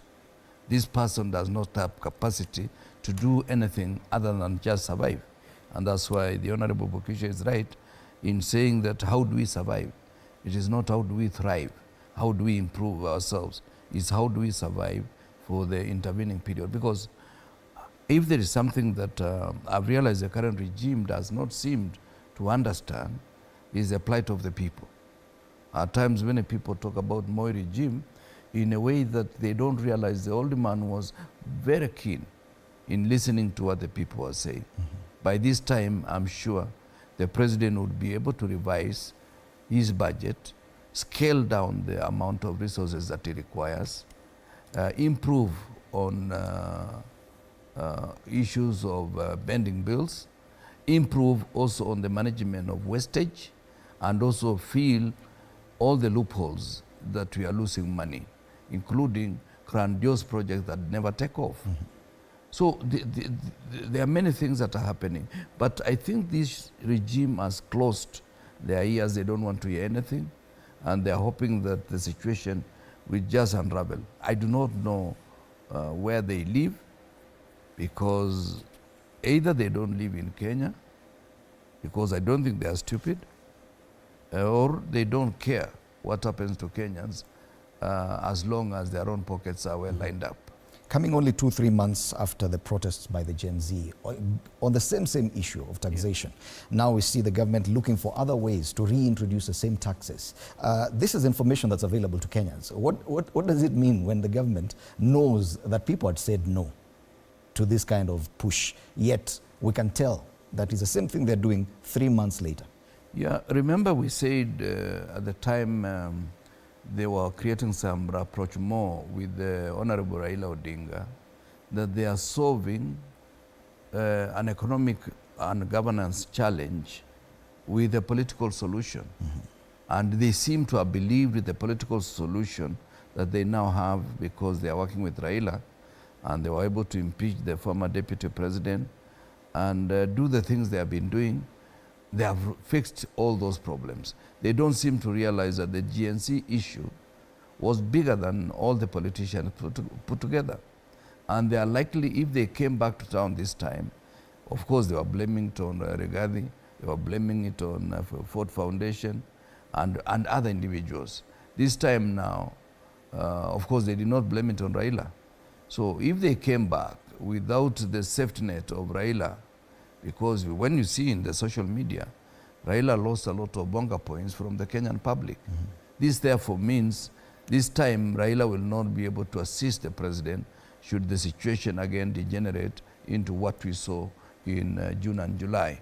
But as we say, they are behaving like the warthog that is chased, runs so fast, but forgets and starts now kneeling and trying to graze, forgetting that the lion might be sneaking behind. Yes.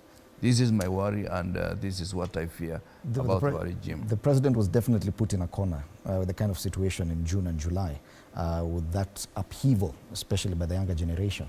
But it would appear he's sitting very pretty and comfortable only months later, and very keen to reintroduce the same taxation. What does it say about his politics? What is this that is so giving him so much confidence that he can now do? Is it simply because of the new alliance with Raila Odinga? Well, that and more, Fred. That gives temporary lull in the political situation, so he can now think about other things. But it's a temporary thing, because what was happening in June, by the time the young people were getting to that situation, the pressure must have been caused by something. And if you think that something has gone away and you have not addressed it, then you are in an illusion. Because what is it that caused the young people at that time to take to the streets? What was it? Have you identified it, isolated it? Have you dealt with it? The fact that things are quiet doesn't mean they're out and over. And I think that, as my brother Kiro says, alliances, political situations, political solutions only can solve political issues. But if there was issues of economics, there were issues of poverty and so on. Those have not been sorted. They cannot be sorted by political alliances. Political alliances can help you get a period of what you could call probably a calm before the storm. And you never know. And I mean, I'm not able to predict when the storm will come, but for sure, these are signs that there is a storm coming. And so don't put more pressure on your people. This is a time to begin to resolve those issues. Deal with the matters that affected the young people. Because the young people are not they're acting on their own. Let me tell you, most people think that the young people are the ones who are affected. No, they have seen the situations at home. They experience the situations in their community. And they realize the future is bleak for them. So when this government came to power, they said they were going to address the issue of youth and employment. They're going to create jobs for them. You give them that kind of hope, and then 2 years down the road, they're asking the same question. Where are the jobs? Who cares about us? So, and this is exactly the same thing that I'm saying. The people who advise President William Ruto are not facing the real situations in this country. You're getting a salary by the name advisor. Please advise. Make sure that the things that you intended to do get done. Make sure you address the pressure points that are there, including the situation of the youth. This is going to be a major boiling point, a major pressure point for this country. Because the young people, their numbers are mind-boggling. And their intelligence and education is such that those people cannot sit just keeping quiet. They will not be quiet. And they will be able to stir up situations. So how do we address them? I have not seen anywhere in this country a situation where the government begins to ask that question. How do we address what happened in June of this year? How do we address what really happened in this country? We're just moving on as if nothing happened. Like Mheshimiwa Kiro is saying, we're behaving like a watchdog. So we just forget. And we're going on to graze, we're going on to eat, we're going on to appoint. And you know, every time you look at appointments, you wonder, are we really cautious and conscious of the fact that our young people are well educated, they're highly educated, and they can do the jobs. So yeah, I mean, we will burrow our heads in the sand because we think the political situation has been sorted. But it's a bubble. It's a bubble. Talking about politics, it definitely does provide an avenue also to vent or to express yourselves. But if you look at the current political dynamics, it would appear that politics is no longer providing that kind of avenue for the general Kenyan because of the dalliance of the two biggest parties. The place of the opposition or the alternative voice is no longer there. Kenyans who would have used that channel to express themselves don't have it now. What other channels do you think they will adopt going forward? It's only 3 years to the next election. We just pray that Kenyans will just be annoyed enough by the next election for them to make the right decision. What worries me is the fact that even Parliament as it is constituted, there are still 1 or 2 people who should be able to stand up to be counted, but seems they are all scared of the fact that they are being emasculated by the government of the day, particularly by the president himself. And at times, when you do an audit of some of the leaders who have been occupying this space, that they are the people fighting for the rights of Kenyans, you realize their voice has been lost, including the Honorable Raila Odinga. And when I did analysis of his political presence on the landscape since he came to parliament in 1992, he has not been able to stay in the opposition for 5 years, except the period between 2013 and 2018. Otherwise, any other time he was part of the regime and therefore confusing national politics and convoluting democracy as it ought to be. Because we must accept that when you lose an election, you go home, wait for another chance to fight again, and if you lose again, you call it a day or you decide otherwise. Otherwise, the issue of going for an election only to come back either through the window, the back door, or through the ceiling and say you are part of the regime is something that is worrying me. If you open papers any day, Fred, you realize, like now when you check Nation, Standard, a lot of properties being auctioned. The people who are doing well are auctioneers because it is a field day for them. Nobody is able to pay the loans that they took because the interest rate went up because the government started borrowing domestically and now forcing the banks to raise the interest rate up to almost 24%. And if you had borrowed when you expected it was just going to be 15%, so your projections are wrong. And if you are pending bills with certain institution, and let me declare, I don't have any project with government, so I have no pending bill with any institution. But there are many people who are suffering.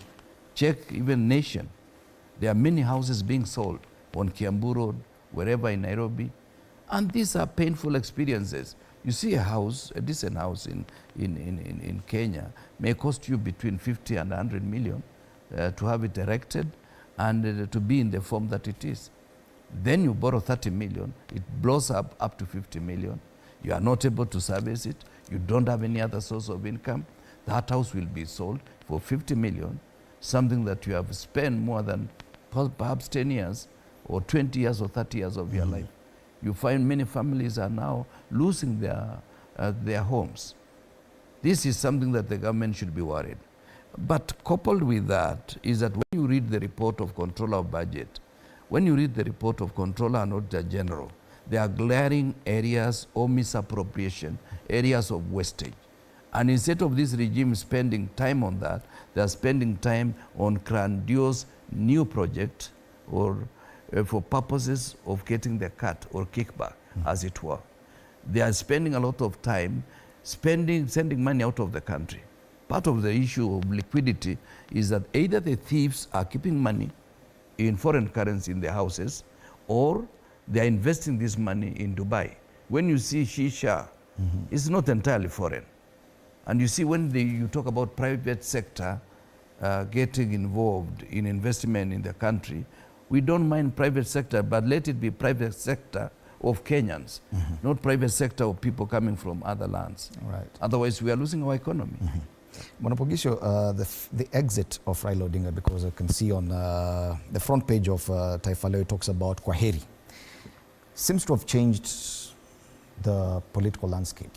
These discussions that you're talking about, high taxation, the economy, this should be the conversations among political leaders, that even in parliament, on any other platform that's a political platform, these are the discussions that our politicians should be spearheading. But for some reason, no one is talking about this. This has been left for Kenyans. No one is talking about the economy when it comes to the politicians. How come? And when do we expect that to change? Well, we don't expect our politicians to do anything now. First of all, Parliament has been captured, as you know, and they do not want to rattle the system, whatever it is. They will sing praises of the system now because they're sitting pretty, they're eating, they're well paid. I mean, the politicians don't have to say anything right now. The reason being that let me just put it this way. The politicians at this point are even avoiding the common person right now because there's so much bother, there's so much burden. And yet they come and be in the comforts of Nairobi and not discuss the issues of that same person who sent them to Nairobi. And so I don't expect any good thing from that side. The reason I'm not saying I've been a politician, I've been there, he has been there, and I know when the pressure is highest in the people, from the people, you find a way to cop out. You find a way to move away, to run away, to hide and things like that because the pressure is too much. That should be a good reason for a small group of members of parliament to initiate a discussion around what's going on. And you can name some of them that you think should be doing, actually. You can almost see it both in the Senate and the House. There's a group of people there you think they should be the ones now initiating a discussion. When there was pressure many years ago of KANU ruling party and the opposition, and there was pressure, members of parliament got together and discussed a way out. There was always something like that. This is the time for people to discuss a way out for this kind of situation. It's a critical situation. The situation here is so critical that unless something is done about it, you might not be able to stay in your home. You might not be able to drive a good car around. I mean, people are going to be so angry that,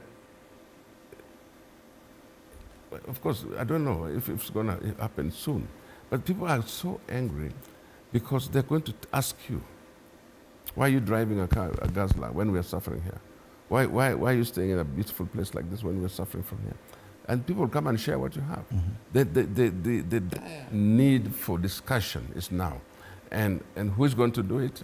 I would say the opposition party at the moment is the one driven by Kalonzo Musyoka, Eugene Wamalwa, Kioni, Kinababayao, all those. Those guys are going every weekend to places.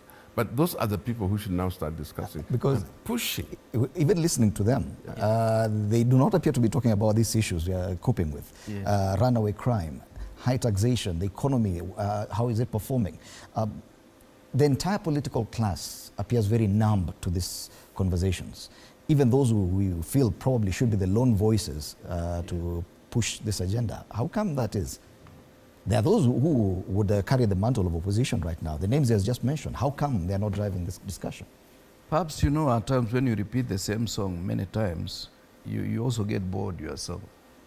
Perhaps that could be informing their decision not to focus on that. But you see, it is very clear that the factors of production have been frustrated to the extent that today no activity by small-scale individuals like farmers and businessmen is making any money. And it is something that we feel almost getting numb. Why? Look at the reports that I've just mentioned, Controller and Auditor General and Controller of Budget. Things are being done as if there is no system, there is no order, there is no law, there is no procedure. And people are not ashamed. Because you see, at times when your name is mentioned in the media that there is something that was done like this, we would expect the regime to give us clarity in terms of what is the obtaining situation. Is it as it has been reported, or is there a better answer? And the regime seems to have ignored the public and put its head in the sand with the hope that things will resolve on their own. And I think the agenda ought to be better organized so that we also give an alternative as people who may be expected that in the next arrangement we may be part of the regime that will be in town. Because the issues like the cost of electricity, while they are saying it has come down, but it has not come down sufficiently for us to say the industry is happy. If you are to check the cost of electricity in Kenya, is almost 200% the cost of electricity in many countries in the region, including Ethiopia. The cost of communication is very expensive. The railway line that was supposed to be to reach other nerve centers of the economy stalled in Naivasha, and you would have expected there should be some extension as a way of reducing the cost of transport, because that is another cost pusher, that if you focus on the transport of goods from its whatever to the market, its source to the market, it is one way of trying to make it affordable. And for the sake of just reminding those who are talking about bottom-up, you cannot deal with a pyramid without improving the quality along the segments all the way to the top of the pyramid. And the way you can do it is that as you deal with the farmers at the bottom, deal with processors so that it's cheaper to process the goods, deal with the small industries, improve logistics in terms of transport and access to the market, also improve the affordability to be able to go back to the farm the following season by giving affordable credit in the quantity that is required. These are some of the challenges that at times I don't know whether the president still remembers that he is the champion of the bottom-up approach to the economy of Kenya. All right. So these are just some of the headlines we're looking at today. Kenya seeking IMF help to reintroduce carbon tax, more taxation coming your way. Ruto taxes create two classes of Kenyans. And the more scary headline there on the front page of the Standard this morning, broke Kenyans are being forced to steal just to keep up. That you juxtapose it with what's happening below there, the good, bad and ugly of Rutonomics. A raft of numbers there just indicating that things should be better, but the feeling is that nothing is improving. As we come to the end of this conversation, we've kept on mentioning Raila Odinga here and there.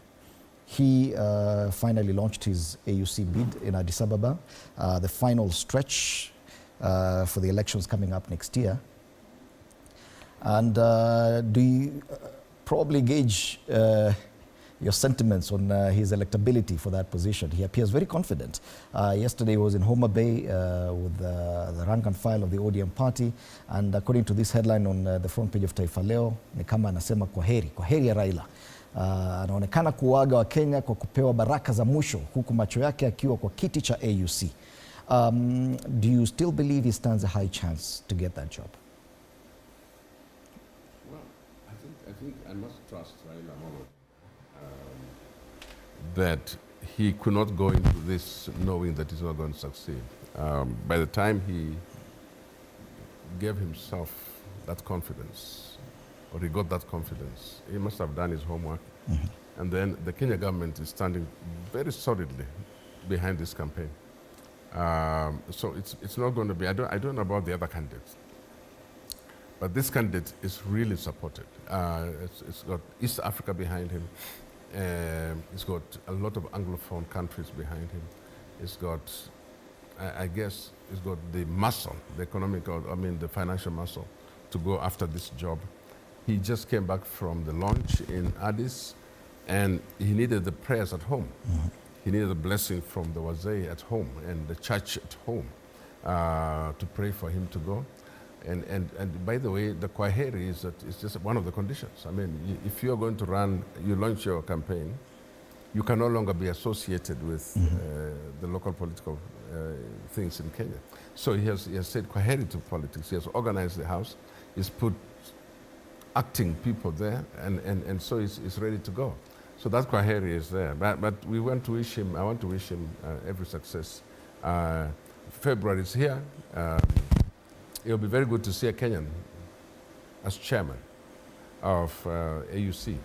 It'll be very good to see, because Kenya, that has been a very elusive. Kenyans have tried their hand in various of these international positions and not succeeded.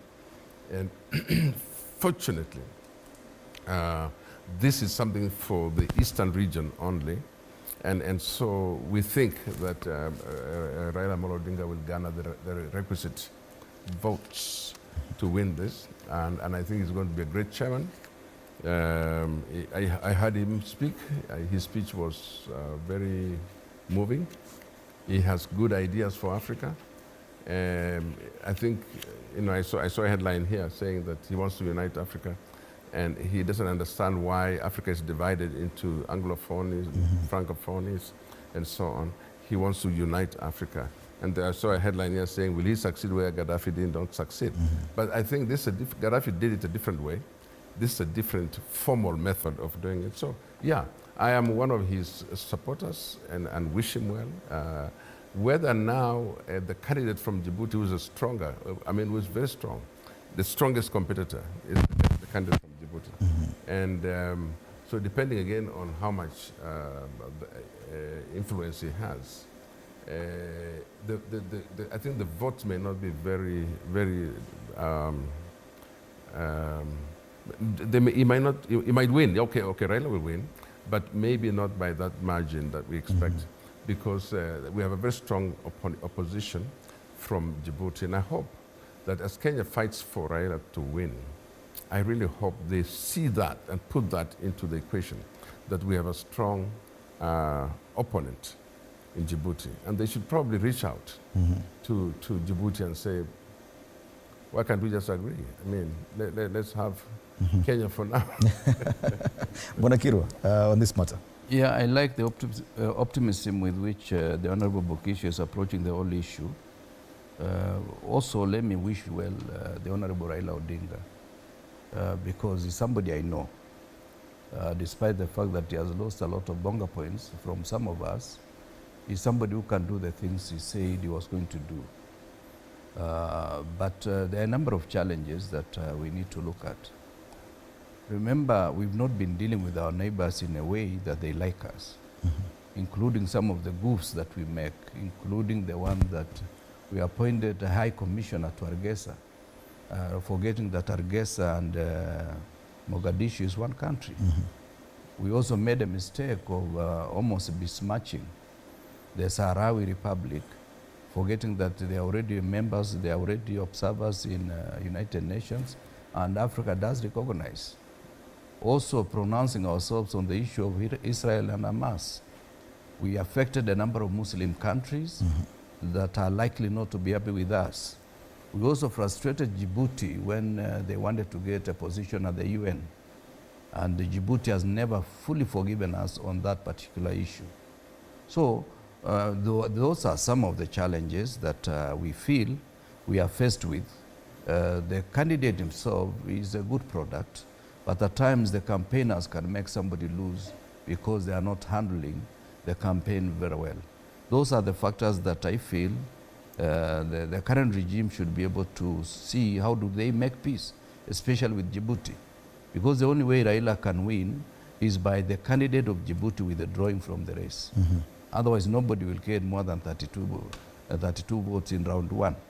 And of course, even if there's no candidate and some countries don't vote for you, you just don't win because you have a majority. You have to get at least 2/3 of the number of votes. And because in AU today, there are 5 or 6 countries who are not voting because the regime that they have, including Burkina Faso and a few other countries, they are not voting. So we are left with about 49 out of the 54. And therefore, by the rule of the thumb, you ought to get 32 to be able to cross the bar. For me, to see how Raila will get 32, if Yusuf of Djibouti is running, it is impossible. Wow. He's not likely to get that. And whoever will be leading may be given a chance after round 2. And we need to make peace with Djibouti. That's the only thing I can say. Make peace with Djibouti, and the guy can go for peace, and they call it a commissioner for peace and security for the intervening period. And also Raila should accept to run for 1 term. And the second term he allows the guy from Djibouti to take up the position. Otherwise, some of these things, when you become strong-headed, you are likely to lose. Wow. And in fact, they should have engaged some of the friends of Yusuf. Yusuf, I served with him when he was minister, when I was a special envoy to Somalia. And the Honorable Etangula was with him. The Honorable Professor Ongeri worked with him, and of course the late Saitoti. These are individuals that we should be able to use.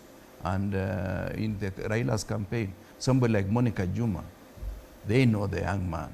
And of course, somebody like Mahmoud, the former executive secretary of IGAD. These are the people we can assemble and say, what is the best strategy for Raila to win? But this is not about Chebukati.